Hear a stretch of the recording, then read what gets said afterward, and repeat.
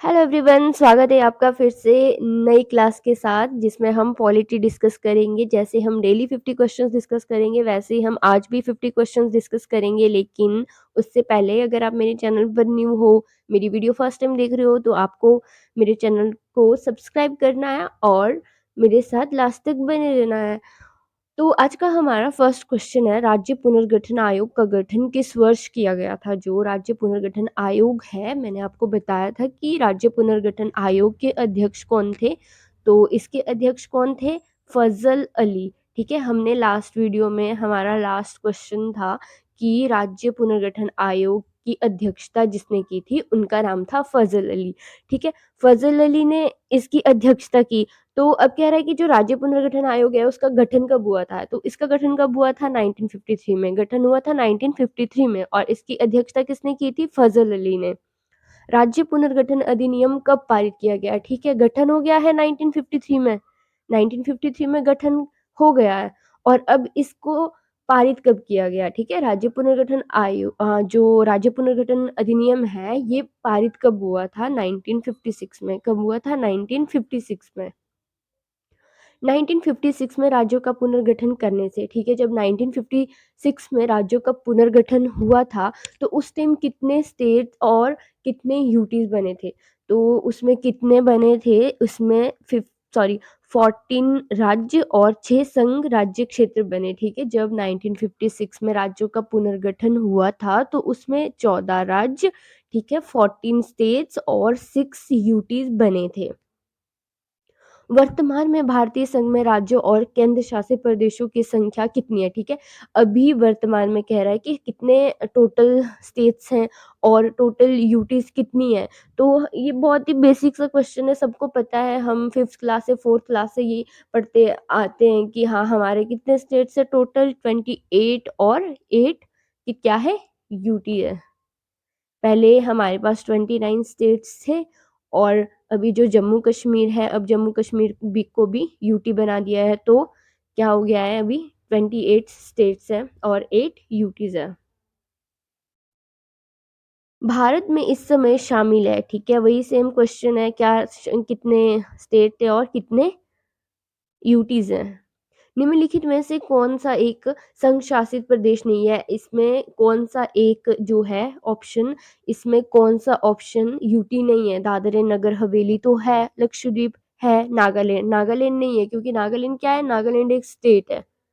निम्न में से कौन केंद्र शासित प्रदेश नहीं है? ठीक है, इसमें भी वही क्वेश्चन है कि कौन सा केंद्र शासित प्रदेश नहीं है।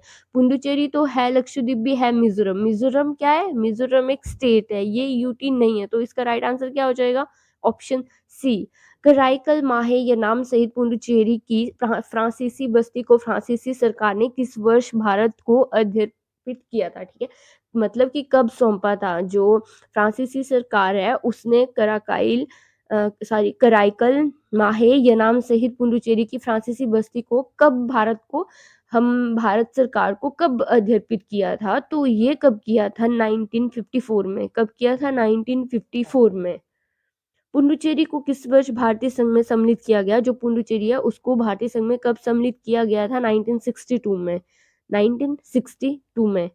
किस वर्ष गोवा सहित अन्य पुर्तगाली बस्तियों को भारतीय संघ का राज्य क्षेत्र बनाया गया? जो गोवा है उस कब भारतीय संघ का राज्य क्षेत्र बनाया गया था? 1961 में।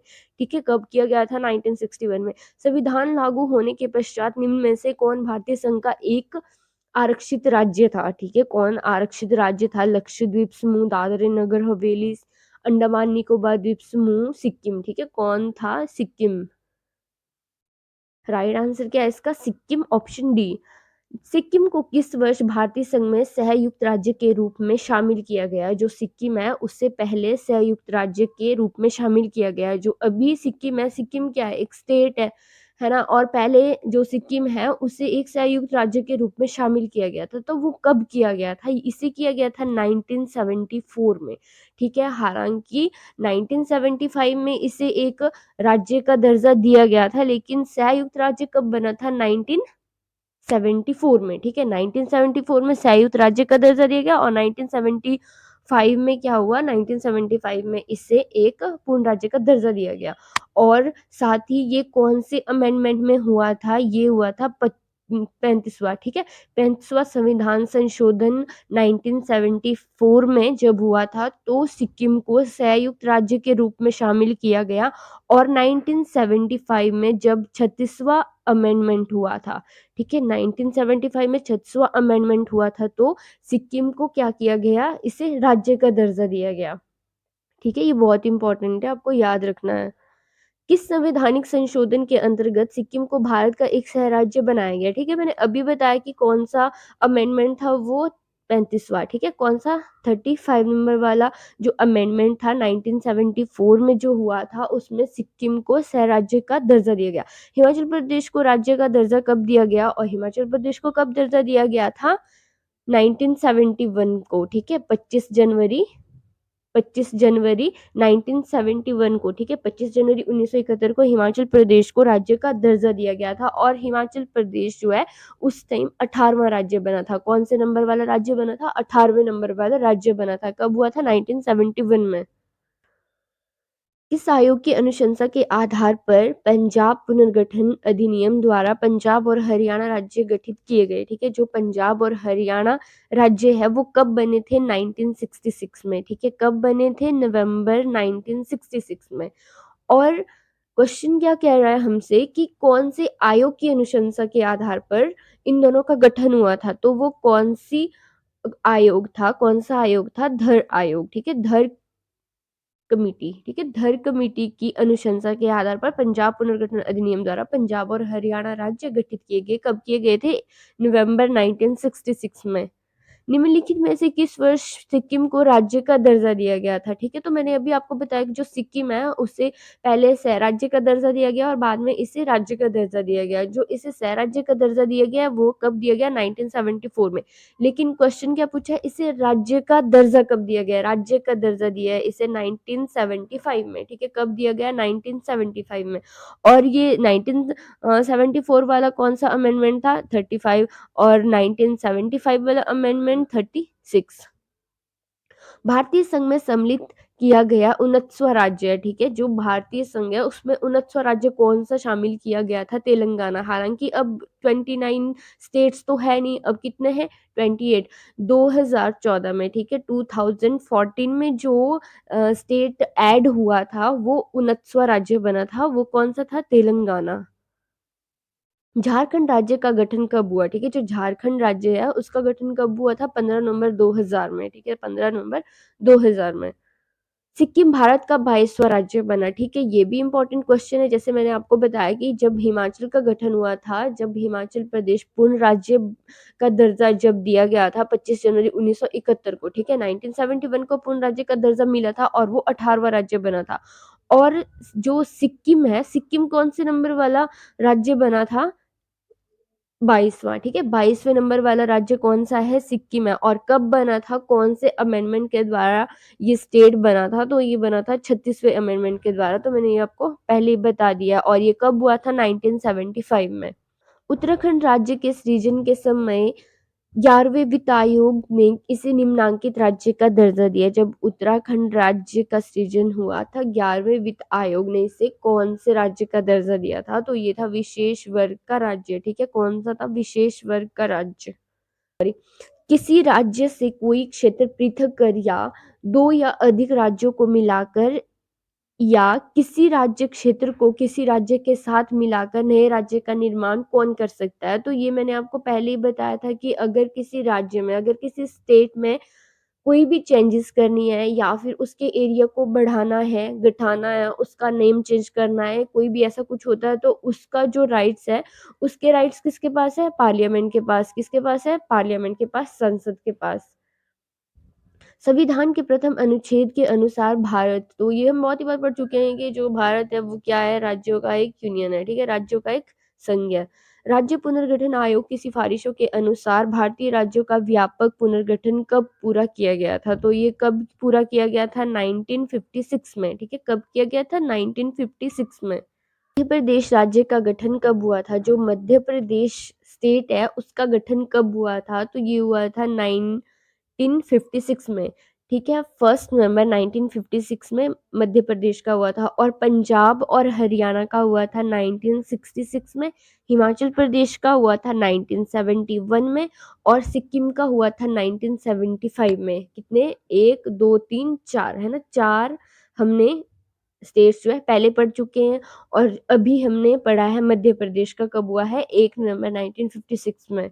भारतीय संविधान भारत का वर्णन किस रूप में करता है? जो भारतीय संविधान है वो भारत का कैसे डिस्क्राइब करता है? राज्यों का संघ, ठीक है? कैसे डिस्क्राइब करता है? राज्यों का एक यूनियन।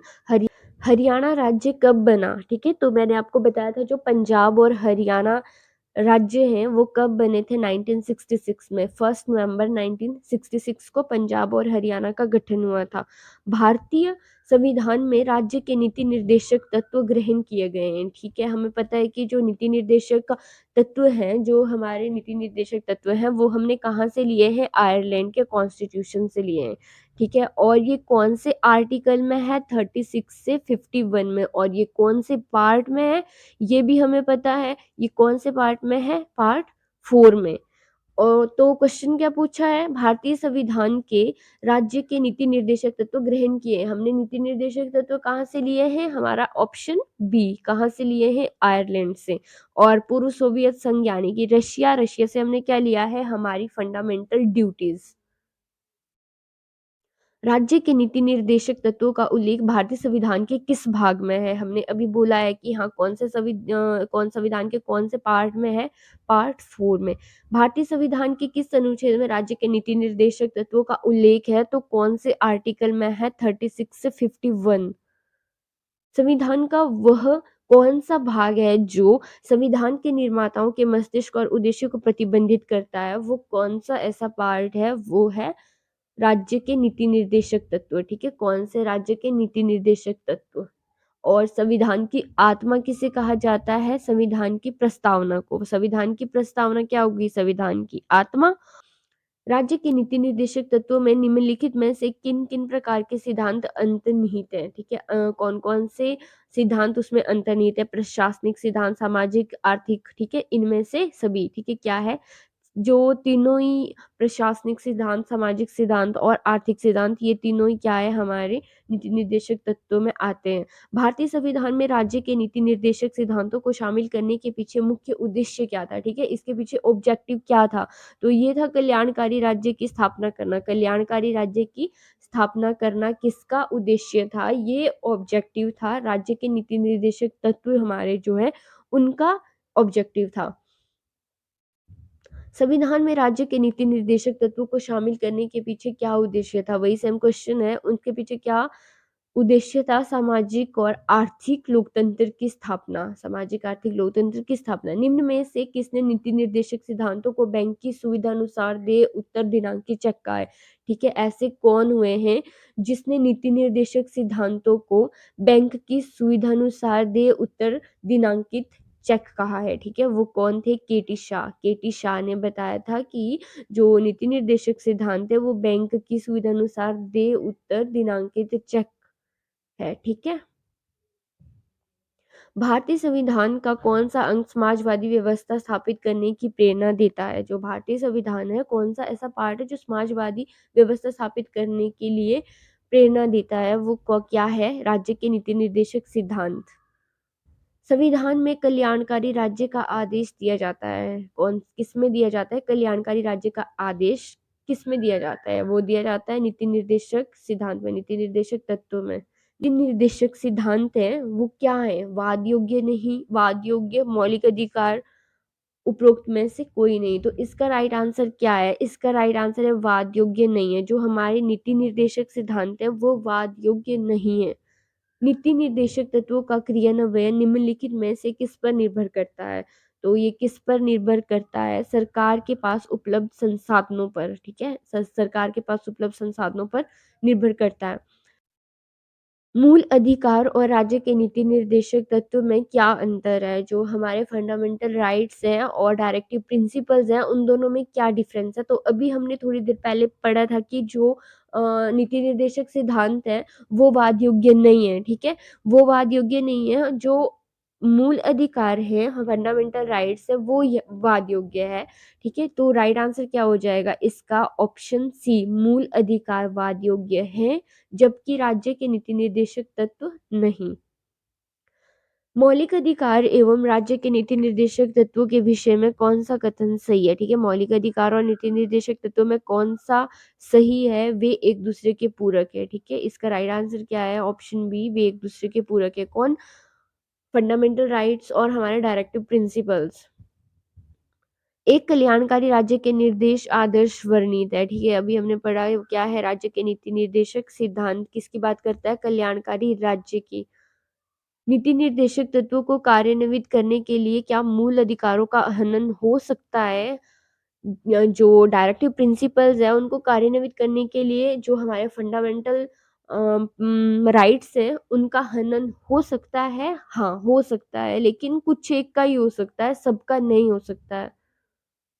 भारत के संविधान में अंतर्राष्ट्रीय सुरक्षा को प्रोत्साहन देना सन्निहित है। जो भारत के संविधान में अंतर्राष्ट्रीय सुरक्षा है उसको प्रोत्साहन देने की बात किसमें की गई है? डायरेक्टिव प्रिंसिपल्स में, राज्य के नीति निर्देशक सिद्धांत में आता है।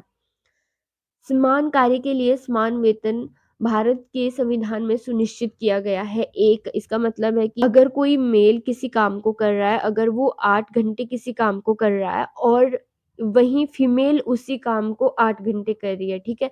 तो ऐसा नहीं है कि उसको ज़्यादा सैलरी मिलेगी और उसको कम सैलरी मिलेगी। जितना मेल को मिल रही है उतना ही फीमेल को मिलेगी। मतलब समान कार्य के लिए समान वेतन भारत के संविधान में सुनिश्चित किया है। तो ये किस में आता है? ये भी किस में आता है? भारत के नीति निर्देशक सिद्धांत में। भारतीय संविधान के निम्नोक्त भागों में से किस एक में न्यायपालिका तथा कार्यपालिका के पार्थक्य का प्रावधान है? ठीक है, कि न्यायपालिका और कार्यपालिका जो है वो अलग-अलग है। ये किसमें बोला गया है? ये भी हमारे डायरेक्टिव प्रिंसिपल्स में बोला गया है। राज्य के नीति निर्देशक सिद्धांत इसका राइट आंसर है।